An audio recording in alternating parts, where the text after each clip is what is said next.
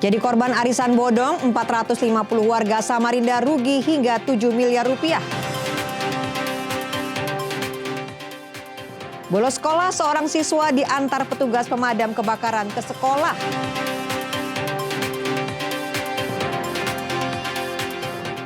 Lakukan pelanggaran disiplin, 7 aparatur sipil negara Pemkab Kuburaya dipecat.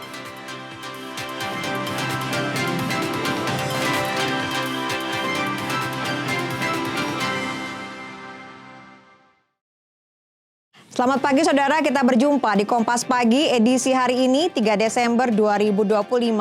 Anda bersama saya Petronella Yani. Saudara, tim redaksi kami telah menghimpun beragam informasi seputar Pulau Kalimantan untuk Anda. Sesaat lagi kita jelang Kompas Pagi selengkapnya di Kompas TV, independen terpercaya.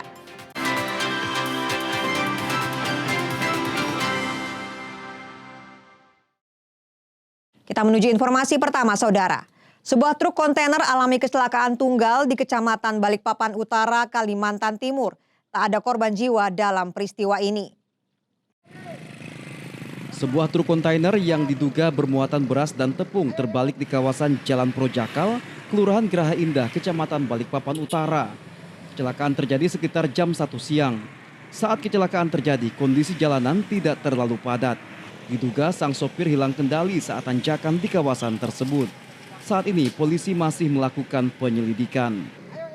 Diterima laporan dari warga sekitar jam 1-an. Itu betul ada terjadi laka di Jalan Projakal, Gang Sido Makmur di depannya. Tapi korban nihil, cuman material aja. Sopir kebetulan cuman lecet-lecet aja. Nah, sekarang prosesnya masih dalam penyelidikan. Sementara itu menurut sopir kondisi kendaraan baik-baik saja. Namun sopir merasa saat tanjakan seperti tertarik oleh muatan di dalam kontainer sehingga oleng dan terbalik. Kan dari bawah, soalnya kan muatan kan. Masa begini dari bawah ke sini, sudah jalan begini, ngerubah begini Pak, benar muatan kayaknya. Tidak ada korban jiwa dalam peristiwa ini, sementara sopir alami luka lecet. Iskandar Amir Dahlan, Kompas TV, Balikpapan, Kalimantan Timur. Kita ke sorotan lainnya. Mendatangi kantor polisi, puluhan orang dari 450 korban penipuan arisan bodong di Samarinda, Kalimantan Timur, tuntut pengembalian uang. Total kerugian 450 korban mencapai 7 miliar rupiah. Puluhan emak-emak menggeruduk kantor Polresta Samarinda. Mereka merupakan korban dari arisan bodong Minggu malam lalu. Mereka melaporkan 2 pelaku pembuat arisan bodong. Dengan total korban diperkirakan 450 orang. Korbannya ada juga yang berasal dari luar kota Samarinda. Total dari keseluruhan para member ini, dari 300 orang ini, 300 sampai 450 orang belum terdata lengkap sih ini. Itu totalnya 6 sampai 7 miliar atau sampai puluhan miliar. Nah, cuman belum terekap dengan pasti ini. Makanya nih besok rencana saya mau minta rekapan dari pihak owner berapa nilai yang sebenarnya yang dikeluarkan. Ada batas tenggat waktu nggak Bang untuk cicilan ini? Untuk cicilan ini sementara belum ada kesepakatan, tapi pasti saya akan minta tenggat waktunya. Sementara itu dari pihak kuasa hukum pemilik arisan menyebut arisan tersebut dihentikan. Kerugian korban mencapai 7 miliar rupiah akan dikembalikan. Untuk bertanggung jawab, pemilik arisan bersedia mencicil pengembalian kepada korban. Mereka punya kemampuan mungkin 15 juta, nanti dibagi kepada member itu setiap bulan secara persentase. Bang, untuk arisan ini apakah tetap akan dilanjutkan atau akan di stop? Dilanjutkan lagi. Yang jelas bahwa ini tanggung jawab Tria dan Karina adalah menyelesaikan uang member yang ada masuk. Berapa Pak? Perkiraan 7 miliar lah uang. Nah, tapi uang yang macet yang ada sama member yang belum dibayarkan itu, jong istilahnya itu ada 5,2 miliar. Usai para korban dan pemilik arisan mendatangi kantor Polresta, polisi kali ini hanya memediasi kedua belah pihak. Akhirnya terjadi kesepakatan untuk pemilik arisan bersedia melakukan pengembalian. Besok mereka akan bicara lebih dalam lagi terkait dengan masalah recovery atau pengembalian dari kerugian yang akan dikembalikan oleh pihak owner. Jadi kita Polres sifatnya memediasi, kita mencegah terjadinya tindakan main hakim sendiri, tadi juga kami sudah melaksanakan edukasi, baik itu perwakilan dan juga kepada masyarakat yang merasa dirugikan. Dan sempat ada main hakim sendiri sehingga yang tadinya rugi bisa menjadi tambah rugi karena tindakan hukum yang mereka tidak ketahui. Usai dimediasi, kedua belah pihak akan bertemu kembali membicarakan penyelesaian secara kekeluargaan dan mendata aset pemilik arisan yang bisa dijadikan jaminan. Para korban berharap uang mereka bisa dikembalikan. Rijal Mustafa, Jasmine Japar, Kompas TV, Samarinda, Kalimantan Timur. Dari Kalimantan Selatan, puluhan pengemudi ojek daring geruduk kantor perwakilan aplikator minta kenaikan tarif sesuai surat keputusan Gubernur Kalimantan Selatan. Upaya ini dilakukan karena aplikator tidak menerapkan tarif batas atas dan batas bawah yang berlaku sejak 2023. Kantor perwakilan aplikator di Kabupaten Banjar, Kalimantan Selatan digeruduk sejumlah pengemudi ojol pada Selasa siang. Di depan perwakilan aplikator, massa menuntut sejumlah poin, utamanya terkait pemberlakuan tarif batas atas dan batas bawah yang selama ini disebut tak dipatuhi pihak aplikator selama 2 tahun yang diatur pemerintah daerah. Aturan itu tertuang dalam Gubernur Kalsel yang menegaskan perusahaan aplikasi harus menetapkan tarif awal Rp16.000 untuk maksimal 3 km. Dan tarif selanjutnya mengikuti tarif batas atas Rp6.500 serta tarif batas bawah Rp4.000. Kita minta dari 3.700 hanya Rp300 loh. Itu sudah kita diskusi, bahkan RDP sudah. Tapi mereka tetap melakukan sesuai kemauan mereka sendiri dengan sistem. Dia tidak mengindahkan di 4.000, sementara mereka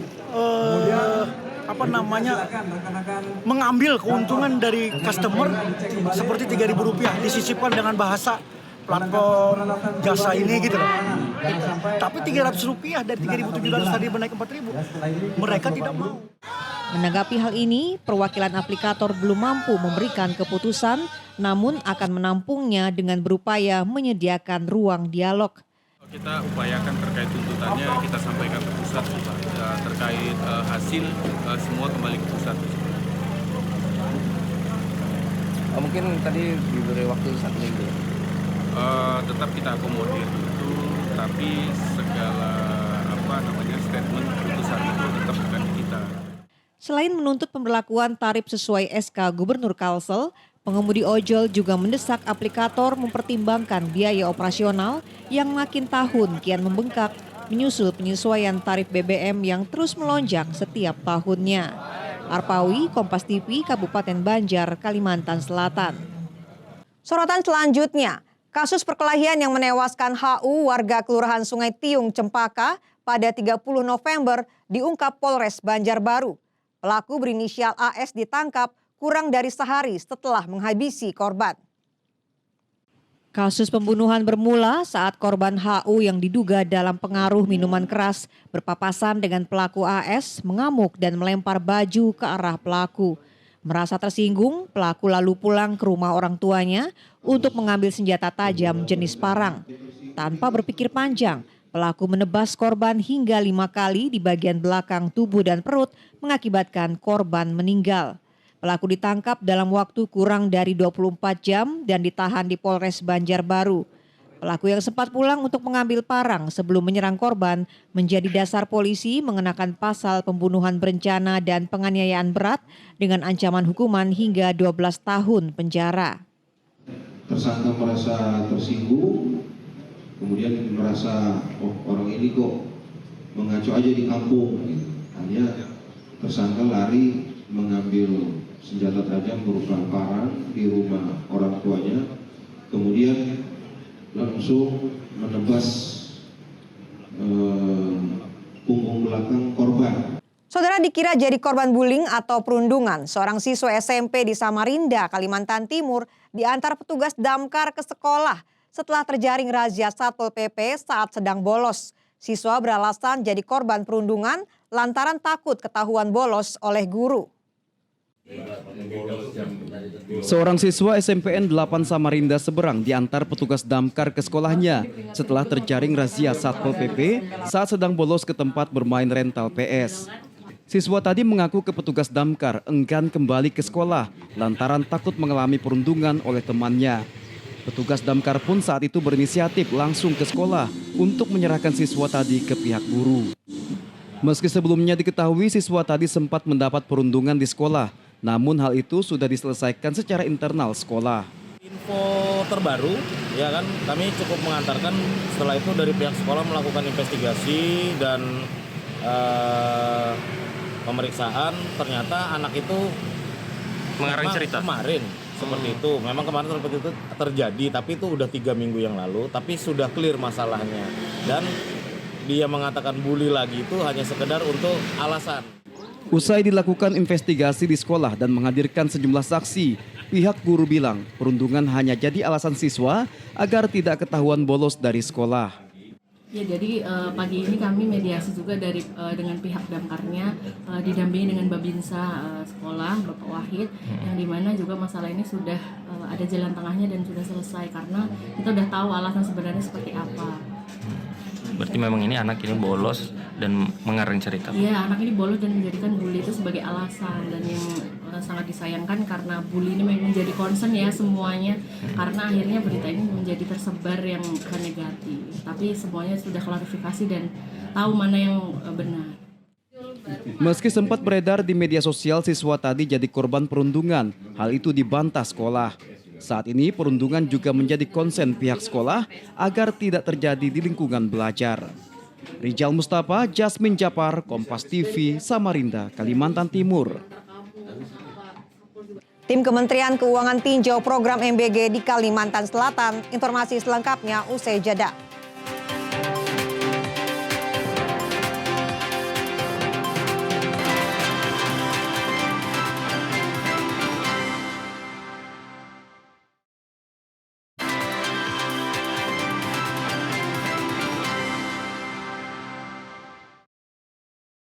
Saudara, Anda kembali bersama kami di Kompas Pagi.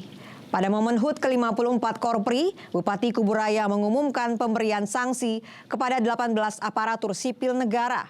7 diantaranya dipecat dengan hormat. 7 ASN yang dipecat dengan hormat tersebut berinisial HR, IPU, MA, WT, YK, TY, dan MN. Pemecatan terkait pelanggaran disiplin. Sedangkan 11 lainnya tetap dikenai sanksi seperti penundaan kenaikan jabatan, gaji tidak dibayarkan, hingga tunjangan penghasilan pegawai atau TPP tidak dibayarkan. Bupati Kuburaya Sujiwo menekankan Pemkab dengan berat hati mengambil keputusan ini sebagai langkah penerapan nilai keadilan bagi ASN lainnya yang sudah bekerja dengan baik dan berprestasi. Sanksi ini menjadi pelajaran penting bagi ASN lainnya untuk lebih disiplin dan bertanggung jawab dalam melaksanakan tugas. Ulang tahun yang ke-54 ini sekaligus kita umumkan bahwasanya pemerintah Kabupaten Kuburaya telah memberhentikan kepada 7 aparat sipil negara. Ya, pemberhentiannya dengan hormat karena berkaitan dengan disiplin. Ada pemberhentian dengan tidak hormat apabila dia terbukti melakukan tindak pidana atau korupsi. Kalau ini adalah berkaitan dengan disiplin. Informasi selanjutnya, tinjau langsung ke lapangan, tim Kementerian Keuangan pastikan program makan bergizi gratis di Banjarbaru, Kalimantan Selatan berjalan efektif. Peninjauan ini sekaligus menilai kesiapan daerah dan antusias penerima manfaat. Senin siang, tim Kementerian Keuangan tinjau pelaksanaan program makan bergizi gratis di SMP Negeri 14 Banjarbaru. Peninjauan bertujuan agar tim Pusat Manajemen Transformasi dan Perubahan dapat menentukan strategi transformasi yang tepat ke depannya. Dari hasil kunjungan, pengelolaan Satuan Pelayanan Pemenuhan Gizi atau SPPG diapresiasi karena dinilai baik dalam hal kebersihan, manajemen, dan menjaga kualitas makanan. Siswa sebagai penerima manfaat juga dinilai antusias menandakan program MBG berjalan baik. Salah satu yang Kementerian Keuangan mendukung MBG. Jadi kita kesini dalam rangka peninjauan ke lapangan, ingin tahu bagaimana praktik di lapangannya sehingga kalau saya sendiri dari Pusat Manajemen Transformasi dan Perubahan bisa nanti menentukan strategi transformasi yang tepat ke depannya. Sementara itu, Kepala SMP Negeri 14 Banjarbaru menilai sejauh ini program MBG berjalan baik di sekolah. Untuk memastikan makanan yang dikirim dalam kondisi baik, pihaknya bersama guru selalu melakukan pengecekan secara acak dari satu paket makanan. Kalau saya nggak pakai tester, saya mohon maaf nih kawan-kawan, tester yang disediakan saya nggak pakai, saya ambil yang di dalam box itu. Satu. Jadi kalau tester yang disediakan itu biasanya lebih bagus. Alasannya itu Pak gitu? Enggak, ini inisiatif saya sendiri, nggak ada urusan yang lain. Meski dalam pelaksanaannya kendala masih ada, namun tim Kementerian Keuangan optimistis program ini bisa terus dijalankan melihat antusiasme siswa yang begitu besar. Nabila Ceva, Kompas TV, Banjarbaru, Kalimantan Selatan. Saudara, kita ke informasi soal Kalimantan Selatan masih terancam kebakaran hutan dan lahan. Untuk mengurangi risiko asap setiap musim kemarau, Direktorat Pengendalian Kebakaran Hutan mengedukasi masyarakat untuk berperan menjaga hutan dan lahan lewat pameran edukasi.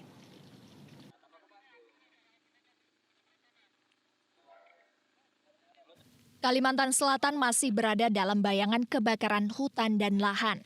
Hingga Oktober 2025, luas areal terbakar tercatat lebih dari 11.000 hektar atau jumlah yang cukup besar terhadap total kebakaran nasional seluas 343.000 hektar. Meski menurun dibandingkan tahun 2019, angka ini menunjukkan potensi ancaman asap masih nyata, terutama pada wilayah rawan yang mudah terpicu api. Dalam kondisi inilah pendekatan pencegahan kembali dikuatkan lewat pameran edukasi dari Direktorat Pengendalian Kebakaran Hutan di sebuah mal di Banjarmasin.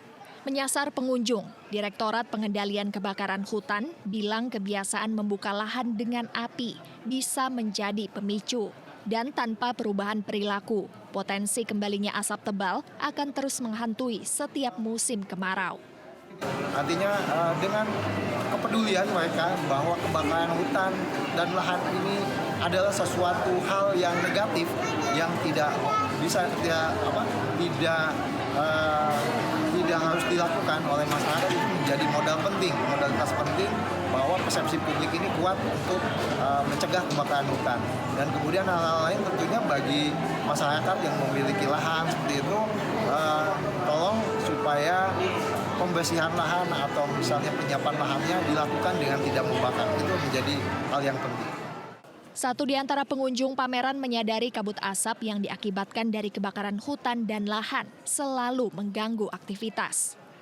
Pengunjung menilai pemulihan hutan harus diperkuat agar Kalimantan Selatan tidak terus mengulang siklus asap tahunan. Karena kan kita tahu nih kalau di Kalimantan Selatan kan hutan lumayan udah rusak lah, ibaratnya kalau bisa dikatakan rusak lah intinya gitu. Jadi mungkin ada penanaman kembali lah supaya hutan di Kalimantan Selatan lebih asri lagi. Gitu kalau setiap tahun biasanya ngerasain dampak dari kebakaran hutan nggak, Bu? Banget di musim kemarau. Apa gangguannya biasanya? Gangguannya ya saluran pernapasan terganggu kayak gitu. Biasanya kan ujung-ujungnya ispa lah. Edukasi publik menjadi langkah awal pencegahan, namun tanpa komitmen bersama dan perubahan kebiasaan membuka lahan, ancaman asap akan terus ada setiap musim kemarau. Arpawi, Kompas TV, Banjarmasin, Kalimantan Selatan. Informasi lainnya, peringatan Hari HIV Sedunia yang jatuh pada tanggal 1 Desember, edukasi kepada masyarakat digencarkan lewat Car Free Day Pontianak, Kalimantan Barat. Dalam kegiatan ini, generasi muda diajak berperan aktif mengurangi stigma HIV/AIDS di lingkungan sekitar. Edukasi kesehatan diadakan di lokasi Car Free Day Pontianak dengan melibatkan para duta HIV/AIDS Kalbar 2025. Mengusung tema respon HIV yang tangguh dan adaptif terhadap perubahan, pendekatan komunikatif dipilih untuk menumbuhkan pemahaman tentang HIV kepada masyarakat, terutama di kalangan generasi muda. Para duta berkomitmen terus menggencarkan edukasi dan sosialisasi untuk mengurangi stigma serta mengajak anak muda mencegah HIV/AIDS. Untuk mengatasi stigma negatifnya, kita bisa mengedukasi seperti ini contohnya, atau kita bisa ke sekolah-sekolah atau ke perguruan tinggi pemerintahan, itu kita mengedukasi orang supaya mereka tidak berpikir stigma kepada oda-oda di sekitar kita. Jadi kita harus merangkul semuanya seperti teman kita sendiri. Jadi kita tidak boleh menjauhi oda-oda lainnya. Sementara itu, Wali Kota Pontianak Edi Rusdi Kamtono bilang berdasarkan data hingga September 2025 terdapat 68 kasus baru penderita HIV di Pontianak. Karena itu, kolaborasi pemerintah daerah bersama para duta HIV/AIDS Kalbar dinilai sangat penting untuk mengedukasi dan meluruskan pemahaman masyarakat dalam penanggulangan HIV. Data yang kami dapatkan dari bulan Januari sampai September ini penderita yang positif baru 68 orang.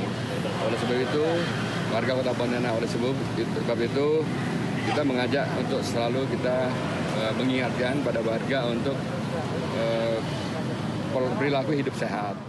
Edukasi terbuka diharapkan dapat memutus stigma negatif dan membangun empati terhadap penderita HIV, serta dengan dukungan lingkungan dan penanganan yang tepat, orang dengan AIDS atau ODA dapat tetap hidup sehat dan produktif di tengah masyarakat. Sucia Lucinda, Kompas TV, Pontianak, Kalimantan Barat. Saudara, usai jeda kami masih menyiapkan informasi lainnya untuk Anda, di antaranya bantuan kemanusiaan untuk pengungsi Sudan. Tetaplah bersama kami di Kompas Pagi.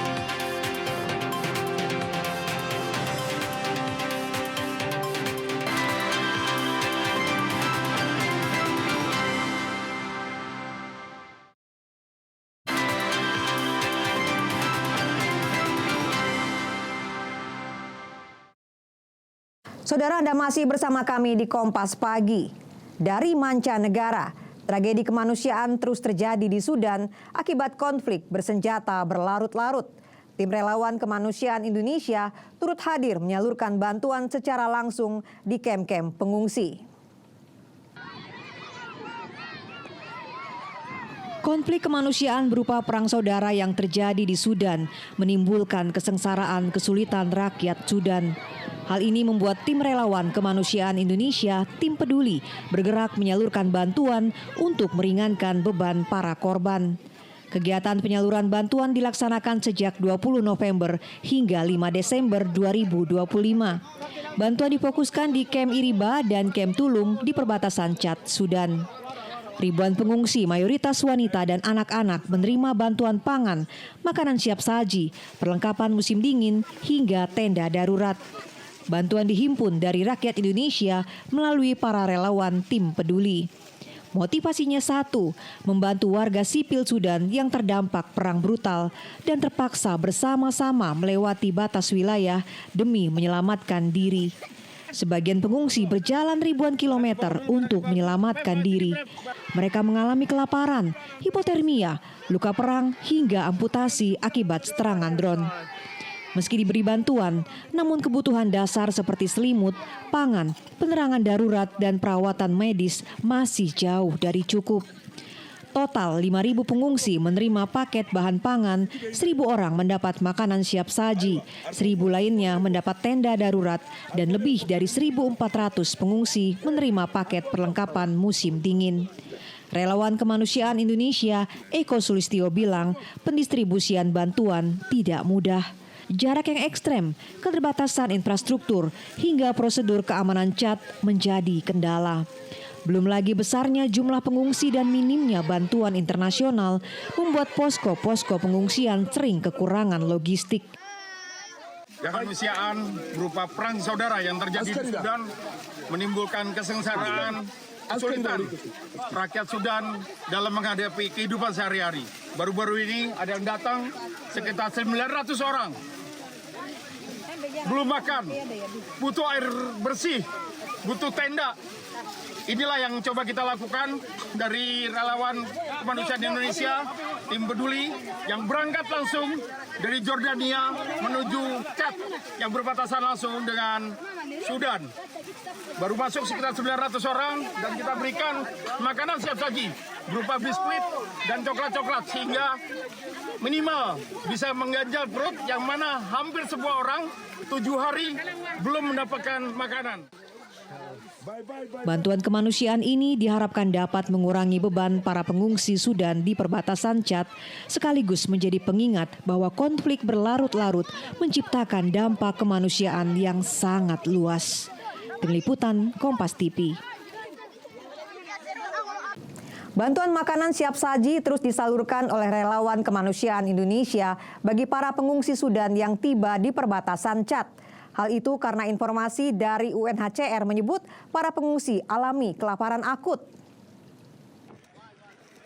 Sejumlah jenis makanan dibagikan oleh relawan kemanusiaan Indonesia bagi para pengungsi Sudan di perbatasan Chad, mulai dari biskuit formula, biskuit bernutrisi tinggi siap saji, coklat gandum, hingga sereal bernutrisi tinggi. Pemilihan jenis makanan ini berdasarkan informasi dari UNHCR yang menyebut ratusan warga Sudan yang baru masuk ke wilayah Chad mengalami kelaparan akut. Hasil asesmen relawan juga menunjukkan para pengungsi telah berhari-hari hingga berminggu-minggu melakukan perjalanan tanpa makanan, sehingga membutuhkan asupan yang cepat diserap tubuh. Karena tidak tersedianya perlengkapan memasak, makanan siap saji menjadi satu-satunya pilihan paling memungkinkan dalam kondisi darurat. Para pengungsi menyambut bantuan ini dengan penuh haru karena banyak di antara mereka yang selama perjalanan hanya minum air dan bahkan terpaksa memakan tanah untuk mengganjal perut.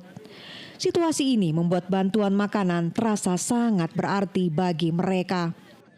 Alhamdulillah hari ini kami berbagi paket bahan pangan untuk saudara-saudara kita Sudan. Untuk pertama kalinya bantuan dari Indonesia masuk di kamp pengungsian di daerah Iriba, perbatasan antara Chad dan Sudan. Terima kasih atas bantuannya. Semoga bantuan yang pertama datang ini dari Indonesia bisa sedikit mengurangi penderitaan dan kesulitan saudara-saudara kita Sudan akibat konflik kemanusiaan perang saudara. Saat ini relawan masih menghadapi sejumlah kendala.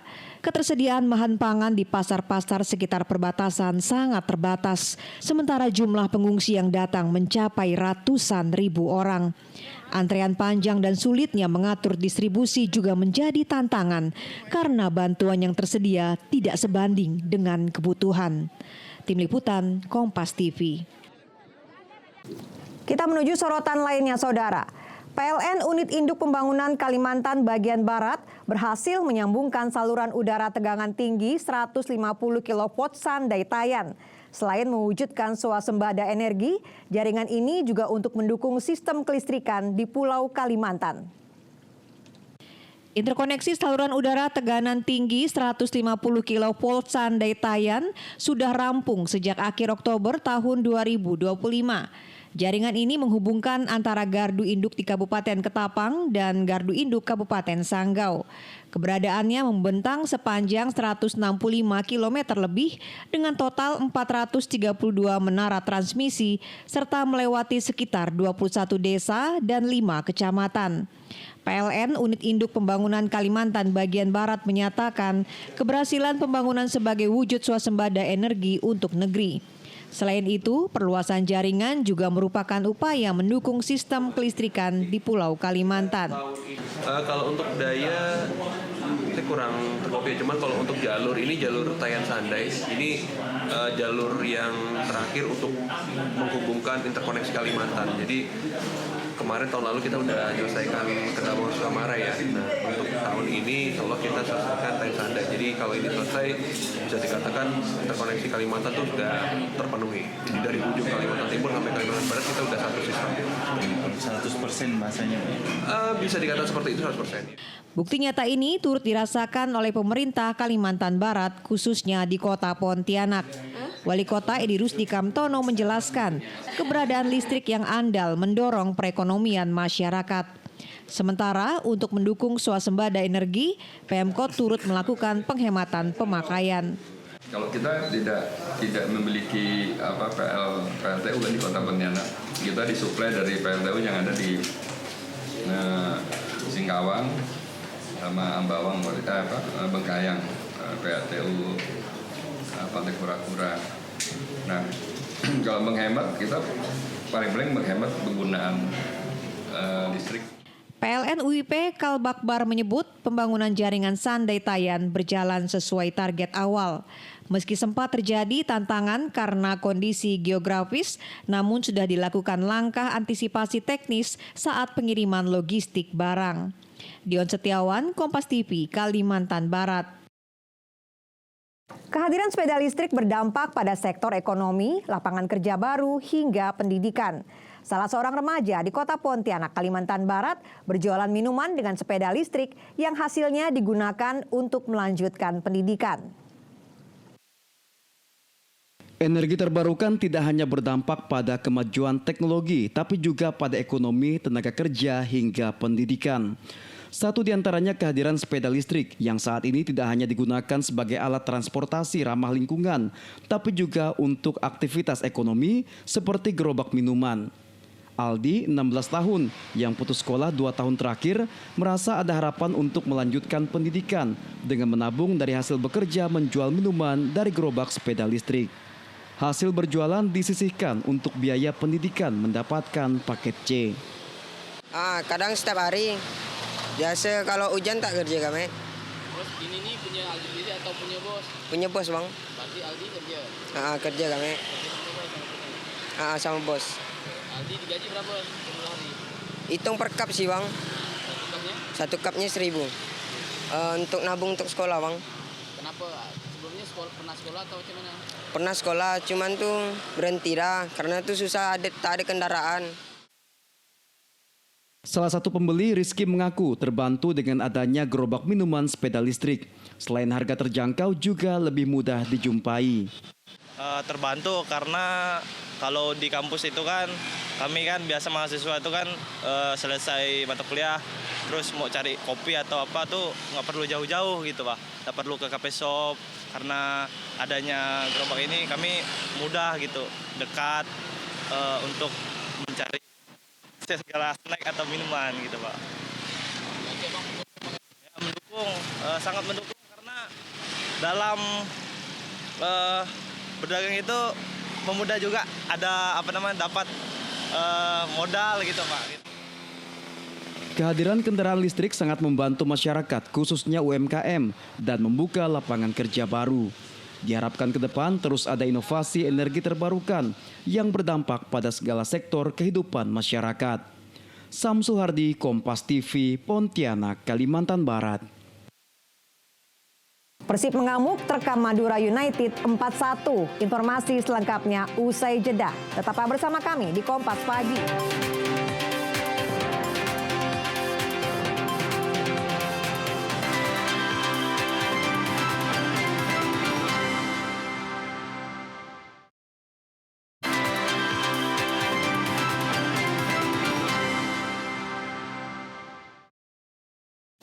Saudara, Anda kembali bersama kami di Kompas Pagi. Kita ke informasi olahraga. Dari ajang Super League Indonesia, takluk di AFC Champions League 2, Persib Bandung mengamuk di lanjutan Super League. Madura United menjadi pelampiasan Maung Bandung, diterkam 4 gol berbalas 1. Tandang ke Stadion Gelora Ratu Pamelingan, markas Madura United, Persib Bandung langsung membuka skor di menit 26. Luciano Gaikocia membuka keunggulan Maung Bandung. Terus menekan, Maung Bandung kembali mengaum. Federico Barba gandakan skor untuk Pangeran Biru sekaligus membawa armada Boyan Hodak memimpin 2-0 hingga turun minum. Babak kedua memasuki menit 69, Albertino Joao Pereira menipiskan jarak untuk Madura United menjadi 1-2. Namun, hanya selang 1 menit, Persib Bandung kembali menambah derita bagi tuan rumah. William Barros jauhkan skor bagi sang tamu menjadi 3-1.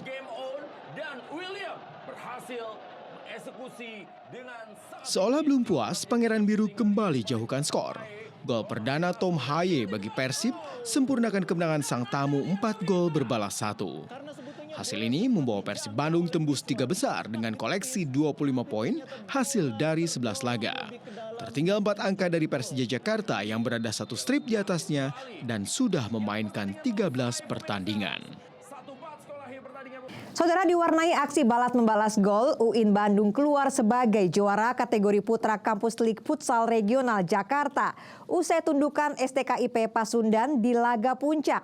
Sementara di bagian putri, STKIP Pasundan meraih trofi juara setelah menangi derby Bandung kontra UPI.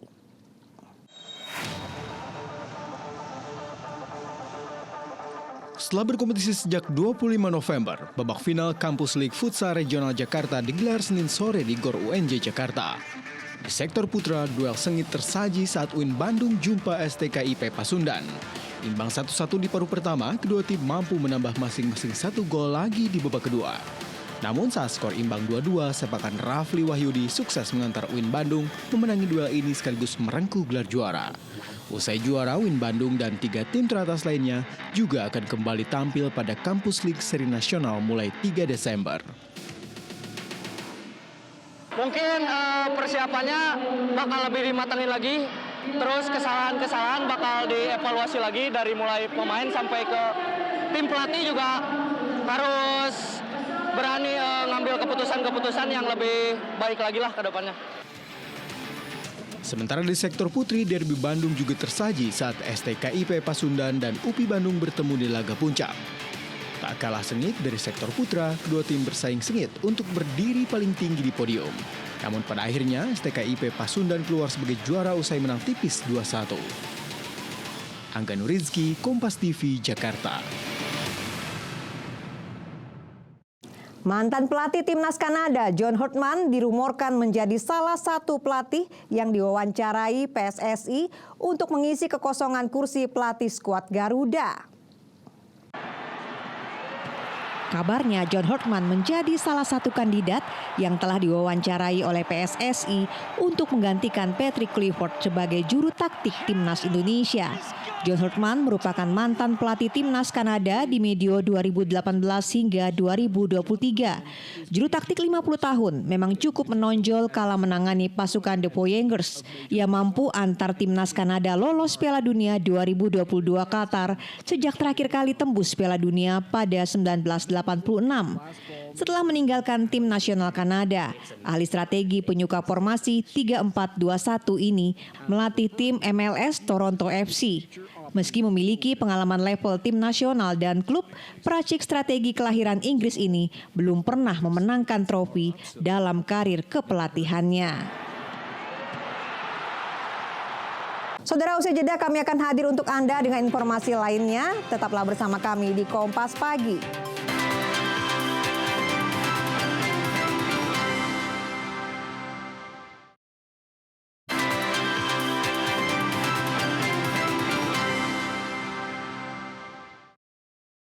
Saudara, terima kasih Anda masih bersama kami di Kompas Pagi. Jika Anda tidak sempat menyaksikan sorotan utama kami, berikut laporan utama Kompas Pagi hari ini. Puluhan emak-emak menggeruduk kantor Polresta Samarinda. Mereka merupakan korban dari arisan bodong Minggu malam lalu. Mereka melaporkan 2 pelaku pembuat arisan bodong dengan total korban diperkirakan 450 orang. Korbannya ada juga yang berasal dari luar kota Samarinda. Total dari keseluruhan para member ini dari 300 orang ini, 300 sampai 450 orang belum terdata lengkap sih ini. Itu totalnya 6 sampai 7 miliar atau sampai puluhan miliar. Nah, cuman belum terekap dengan pasti ini. Makanya nih besok rencana saya mau minta rekapan dari pihak owner berapa nilai yang sebenarnya yang dikeluarkan. Ada batas tenggat waktu nggak Pak untuk cicilan ini? Sementara belum ada kesepakatan, tapi pasti saya akan minta tenggat waktunya. Sementara itu dari pihak kuasa hukum pemilik arisan menyebut arisan tersebut dihentikan. Kerugian korban mencapai 7 miliar rupiah akan dikembalikan. Untuk bertanggung jawab, pemilik arisan bersedia mencicil pengembalian kepada korban. Mereka punya kemampuan mungkin 15 juta, nanti dibagi kepada member itu setiap bulan. Cara Bang, untuk arisan ini apakah tetap akan dilanjutkan atau akan di-stop? Dilanjutkan lagi. Yang jelas bahwa ini tanggung jawab Pria dan Karina adalah menyelesaikan uang member yang udah masuk. Berapa Pak? Perkiraan 7 miliar lah uang. Nah, tapi uang yang macet yang ada sama member yang belum dibayarkan itu, jong istilahnya itu ada 5,2 miliar. Usai para korban dan pemilik arisan mendatangi kantor Polresta, polisi kali ini hanya memediasi kedua belah pihak. Akhirnya terjadi kesepakatan untuk pemilik arisan bersedia melakukan pengembalian. Besok mereka akan bicara lebih dalam lagi terkait dengan masalah recovery atau pengembalian dari kerugian yang akan dikembalikan oleh pihak. Jadi kita Polres sifatnya memediasi, kita mencegah terjadinya tindakan main hakim sendiri. Tadi juga kami sudah melaksanakan edukasi baik itu perwakilan dan juga kepada masyarakat yang merasa dirugikan, jangan sempat ada main hakim sendiri sehingga yang tadinya rugi bisa menjadi tambah rugi karena tindakan hukum yang mereka tidak ketahui. Usai dimediasi, kedua belah pihak akan bertemu kembali membicarakan penyelesaian secara kekeluargaan dan mendata aset pemilik arisan yang bisa dijadikan jaminan. Para korban berharap uang mereka bisa dikembalikan. Rijal Mustafa, Jasmine Japar, Kompas TV, Samarinda, Kalimantan Timur.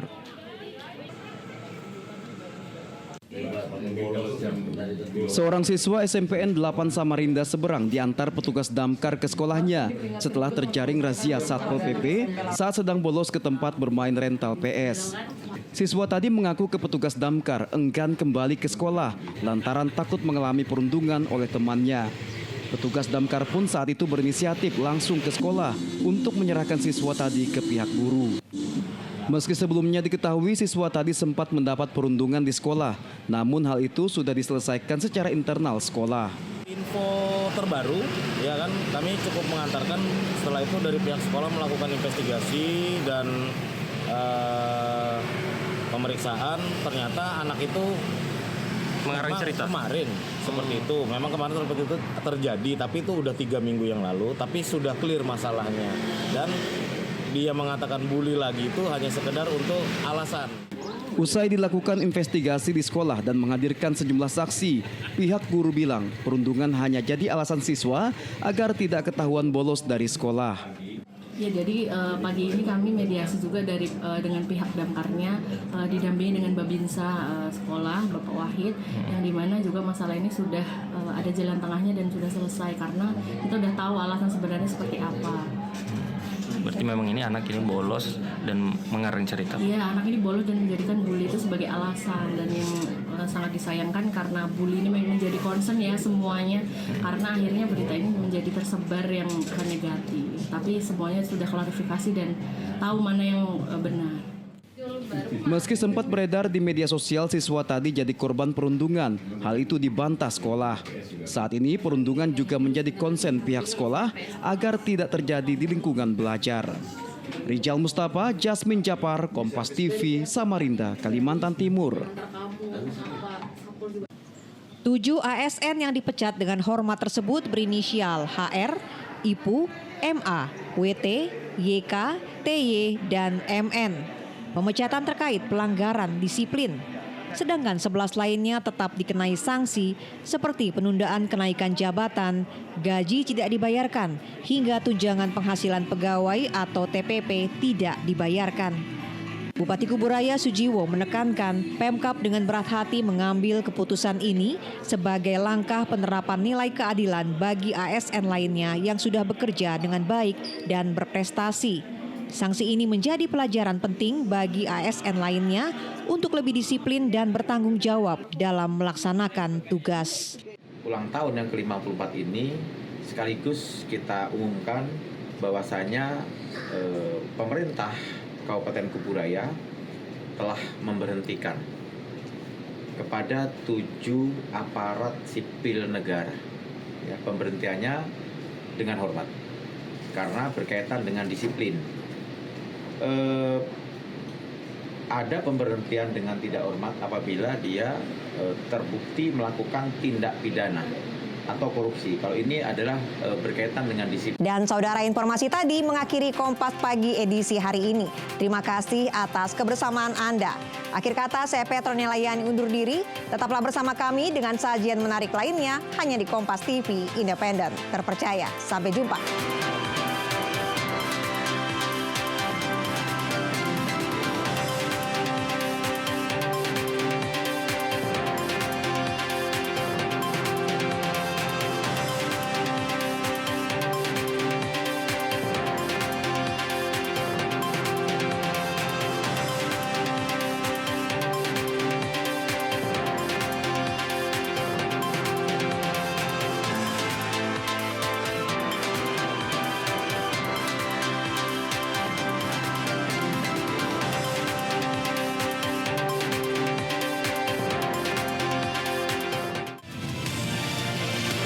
Kompas TV, independen, terpercaya.